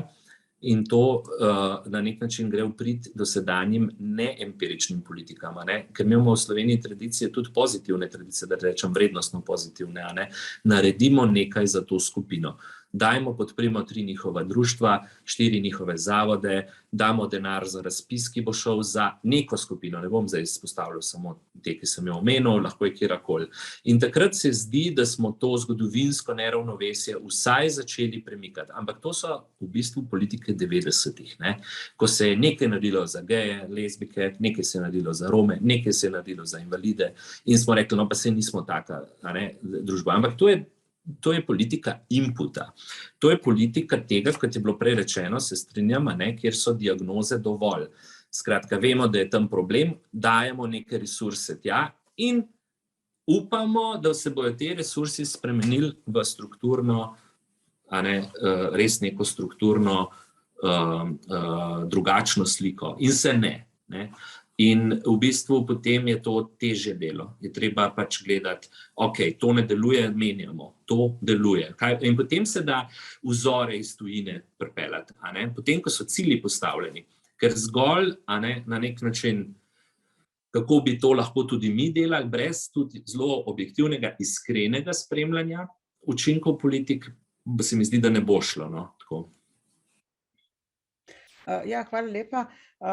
Saj ste načelno odgovoril na to, kar sem imela pripravljeno za vas.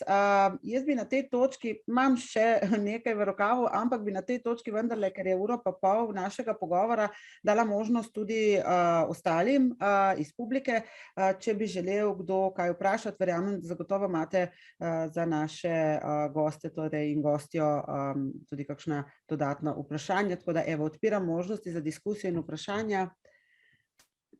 Tako da kar korajžno.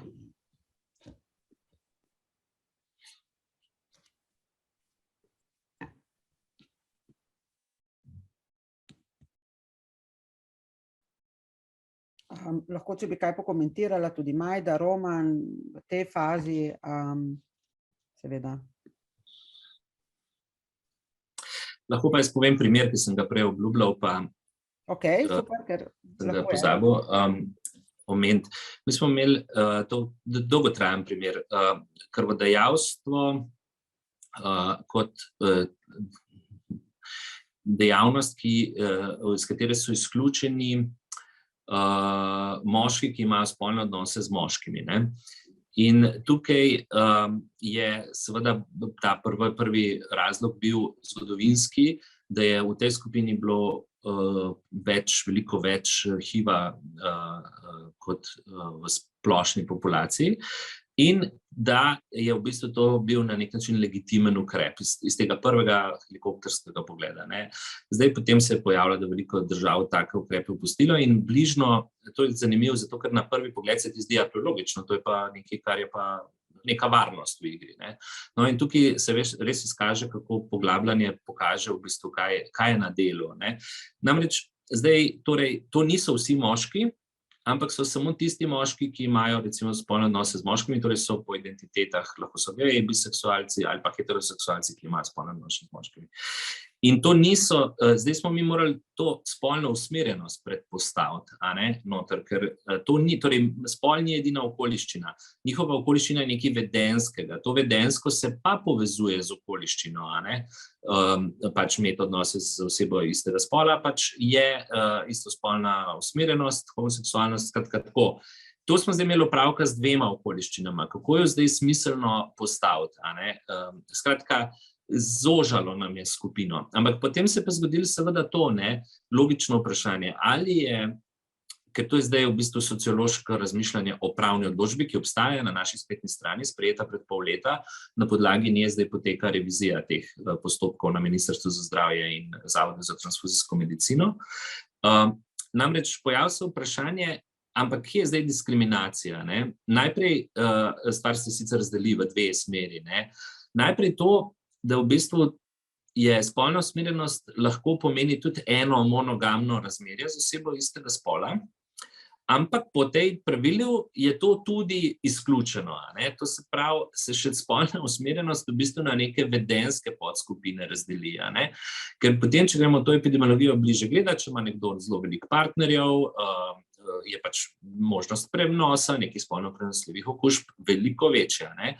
Če pa nekdo samo istospolno usmerjen, pa praktično nima nobenega partnerja daljše obdobje, zakaj je potem on na nek način vir neke grožnje, ne? Ali pa če nekdo v monogamni zvezi, ne? Namreč vsa ta logika, če smo bolj paralelno pogledali, za heteroseksualne moške ni veljala, a ne? Veljale so neke druge, če je obiskoval spolne delavke, ne. Ampak recimo ne pa, če niso pa tako, ne, število partnerjev izpostavljali in tako naprej. In tukaj so se lepo videle te finese, ampak zdaj to vse treba vzeti v luči, da se tudi darovana kri zelo medicinsko pregleduje, ker v bistvu ta faktor izpraševanja ljudi, kaj pa vi počnete, je zanesljiv samo do takrat, dokler ljudje iskreno odgovorijo, ne.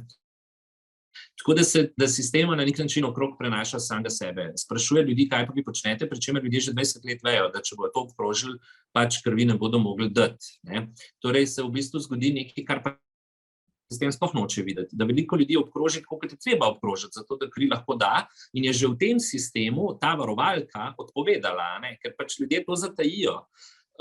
Zatajijo zato, da bi kri lahko dali, ker želijo dati kri. A ne? In torej seveda ima sistem drugo varovalko, to je natančen pregled darovane krvi. Ampak zakaj se pol ta prva varovalka vseeno uporablja, kakor za eno dodatno varovanje, ampak pri čemer se računa, da bodo ljudje iskreni, ne vpraša se jih pa nekaj, recimo, a imate vi stalnega partnerja ali pa partnerja sploh nimate, ne?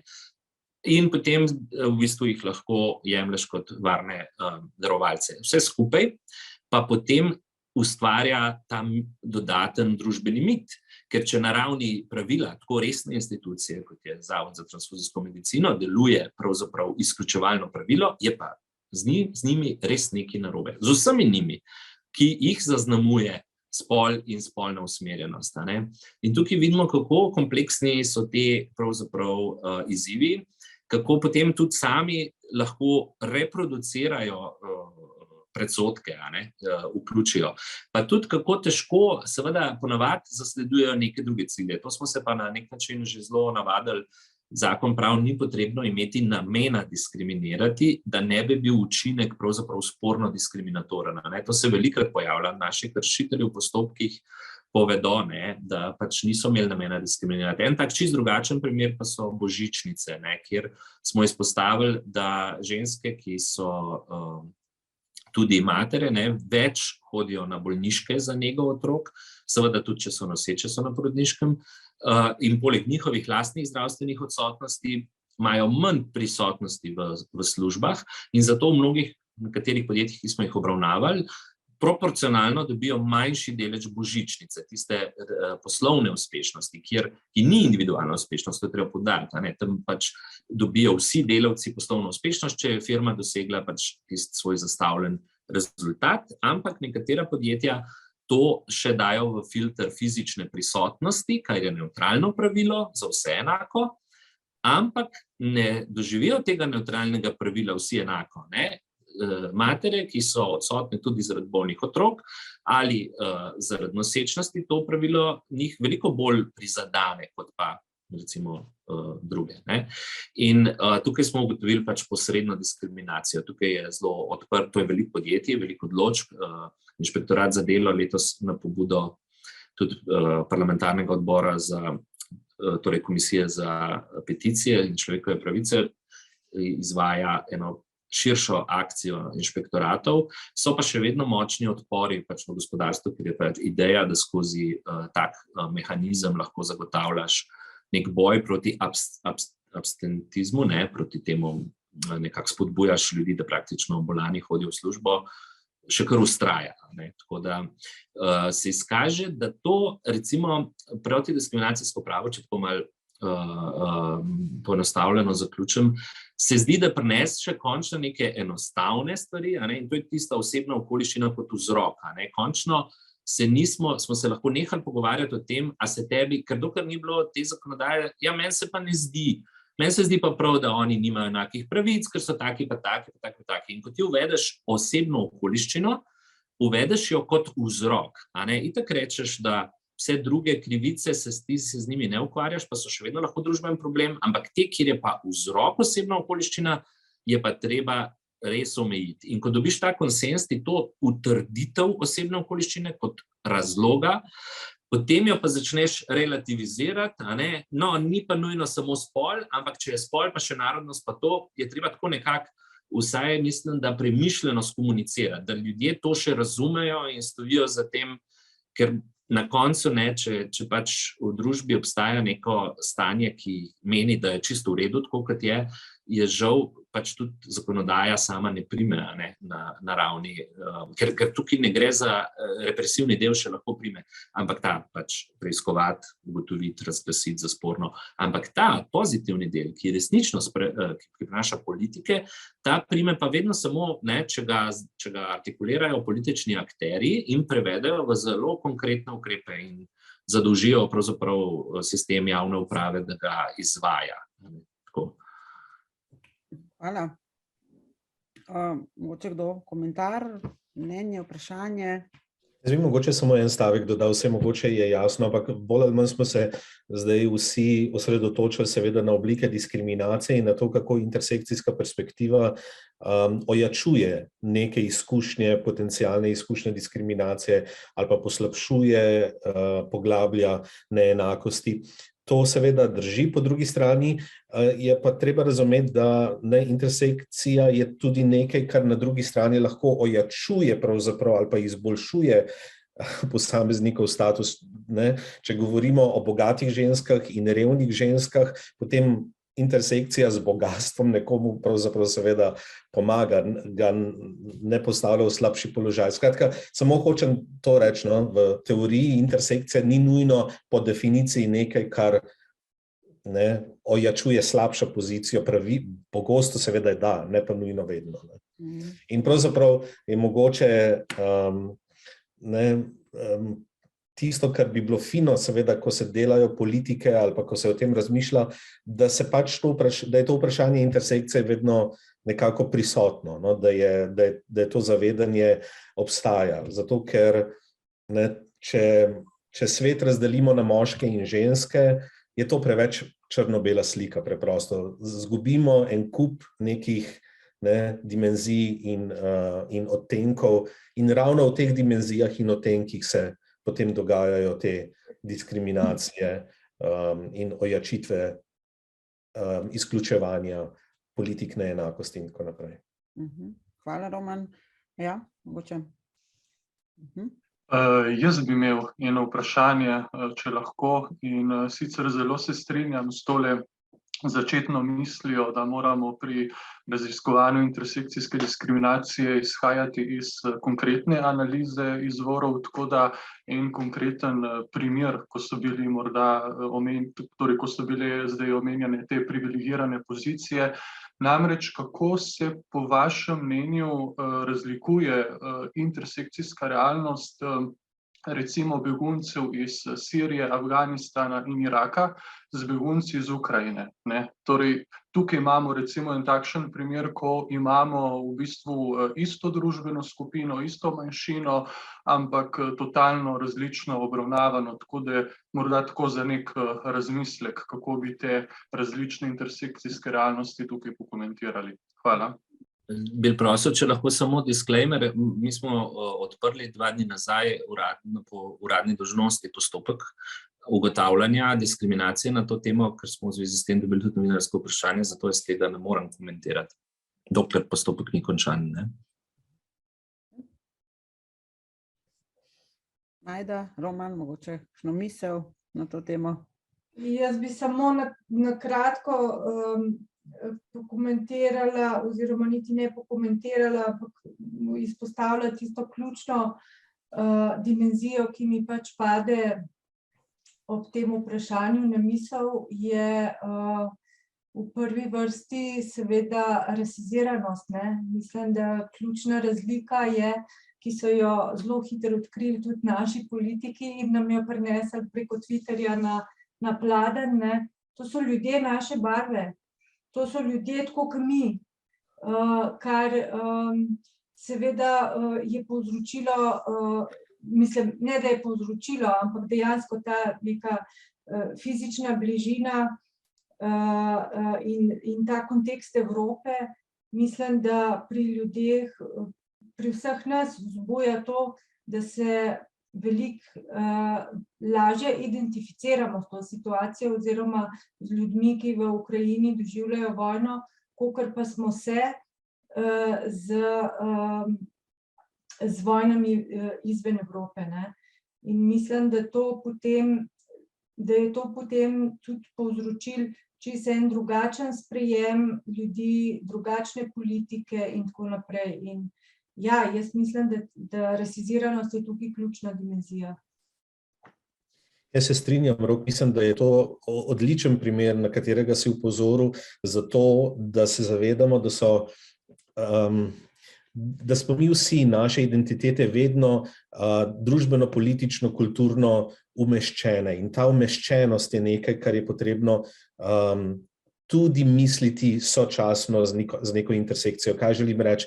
Želim reči, da intersekcija ne more biti nek mehanizem, ki postane matematično seštevanje in odštevanje ali pa deljenje, v tem primeru, ker multipla diskriminacija je seštevanje in odštevanje, intersekcijska pa recimo, da je deljenje, da ne more to biti preprosto deljenje brez kontekstualizacije, brez te upoštevanja te umeščenosti. Ne? Ker kombinacija spola in statusa migranta, recimo, v preseku ne prinese vedno istega rezultata. Ta rezultat je od te umeščenosti odvisen. Ne? In ta primer, ki si ga izpostavil, se mi zdi odlična ilustracija tega. In govori o tem, kako so stvari res zakomplicirane, ne? In kako težko jih je pravzaprav dekonstruirati, analizirati.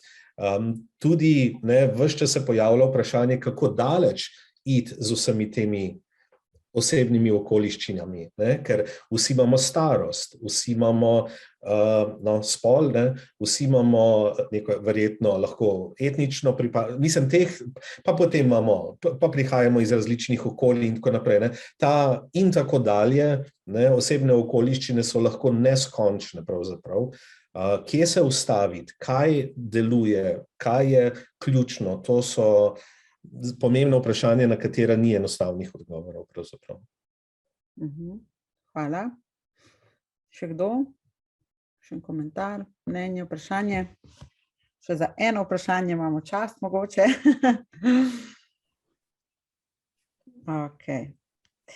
Če ni, jaz bi se res iskreno zahvalila za zelo zanimiv pogovor, bi si upala trditi izjemno aktualne teme, ki bo, verjamem, zelo prisotna še zelo dolgo med nami in upam, da se bo še bolj usedla na različna področja.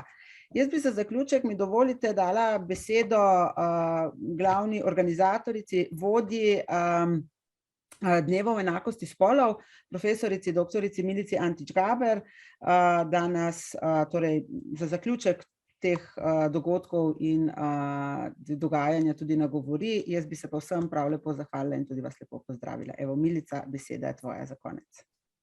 Hvala lepa, Jasna, hvala lepa vsem govornikom in govornicam. Pozorno sem vas poslušala in moram reči, da se zelo strinjam z Jasno o tem, kako kvaliteten dogodek je to bil. Jaz sem v zadnjem letu bila na številnih dogodkih, ki so tematizirali intersekcijo, ampak se mi zdi, da tako bogatega dogodka s tako bogatimi primeri in tudi relacijami nisem bila. Tako da hvala lepa za vso to aktualnost, vse te aktualne primere in da ste pokazali, kako širok diapazon vprašanj pravzaprav odpira nekaj manj odgovorov kot vprašanj, se mi zdi. Skratka, hvala lepa za vaš prispevek. Kot je rekla Jasna, s tem današnjim pogovorom tudi zaključujemo ciklus, ki smo ga poimenovali Dnevi enakosti spolov na Filozofski fakulteti. Letos se je odvijal že drugič in bo postal tradicionalen. Tudi naslednje leto ga bomo organizirali od 8. marca naprej. Lansko leto je bilo 15 dogodkov organiziranih s 500 udeleženci in govorci in govornicami. Letos smo jih imeli 11 in mislim, da bomo nadaljevali v takem tempu tudi naslednje leto, tako da spremljajte nas, to je mali EPP, spremljajte nas na spletnih straneh Filozofske fakultete pod zavihkom enakost. Tudi ta dogodek smo snemali, kot je rekla Jasna, in ga boste lahko tudi posredovali tistim, ki danes na današnjem dogodku niso mogli biti prisotni. Vedno bo prisoten tudi na naši spletni strani. Skratka, hvala lepa in vabljeni na naslednje Dneve enakosti spolov na Filozofski fakulteti v letu 2023.